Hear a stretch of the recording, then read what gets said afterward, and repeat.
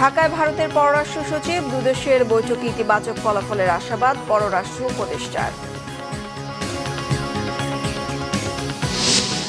উত্তরাঞ্চলে জেঁকে বসেছে শীত, ঠান্ডা বাতাস আর ঘন কুয়াশায় বিপাকে নিম্ন আয়ের মানুষ, শৈত্যপ্রবাহের আভাস আবহাওয়া অফিসের।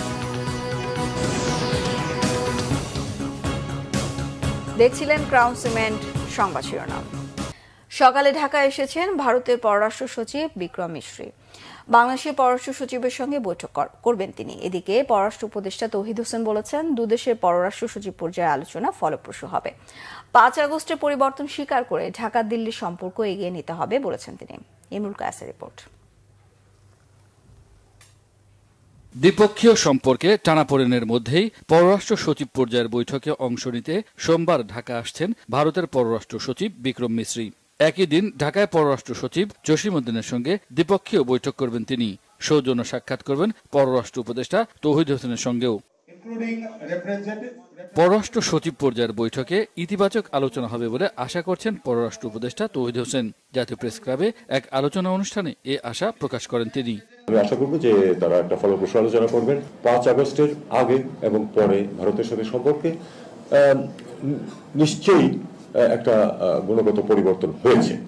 এটা মেনে নিয়ে আমাদেরকে চেষ্টা করতে হবে সম্পর্ককে এগিয়ে নিতে। এটা আমি সেই সূত্রেই কিন্তু আমি প্রপোজ করেছিলাম প্রথমে যে আমাদের যে মেকানিজম আছে ফরেন অ্যাফেয়ার্স কনসালটেশন, আমরা এটা শুরু করি এবং এটা আমরা শুরু করছি।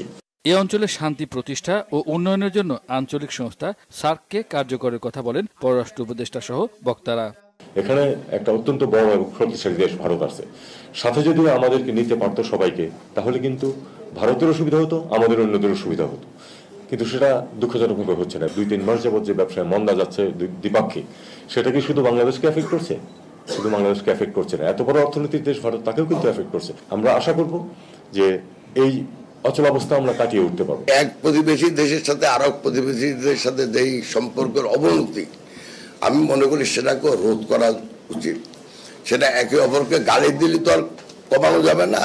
আমাদের একটা প্রতিবেশীদের সাথে নেপালের সম্পর্কের একটা অবনতি ঘটতেছে, পাকিস্তানের সম্পর্ক এখনো ঠিক হয় নাই।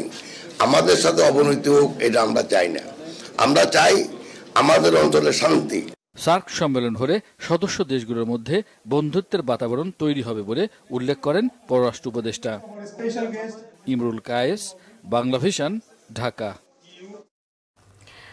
অগ্রহায়ণের শেষে উত্তরাঞ্চলে জেঁকে বসেছে শীত, ঠান্ডা বাতাস আর ঘন কুয়াশায় বিপাকে নিম্ন আয়ের মানুষ। আগামী কয়েকদিনে শীত আরো বাড়বে, আসবে শৈত্যপ্রবাহ, আভাস দিয়েছে আবহাওয়া অফিস।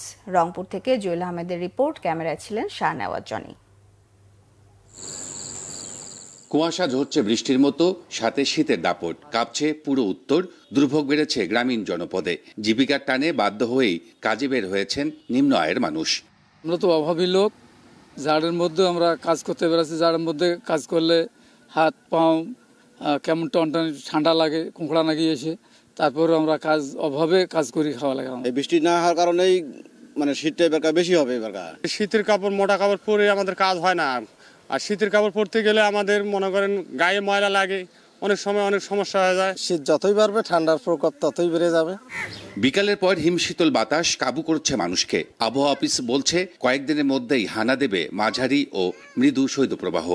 ডিসেম্বর, জানুয়ারি, ফেব্রুয়ারি 3টা মাসে হচ্ছে শীতকাল বাংলাদেশের পার্সপেক্টিভে। এই সময়টাতে উত্তর দিক থেকে হিমেল বাতাসটা প্রবেশ করে, যে কারণেই শীত বলতে যেটা আমরা বুঝি মৃদু ধরনের, মাঝারি ধরনের এবং তীব্র ধরনের এই শৈত্যপ্রবাহগুলো এই সময় ঘটে।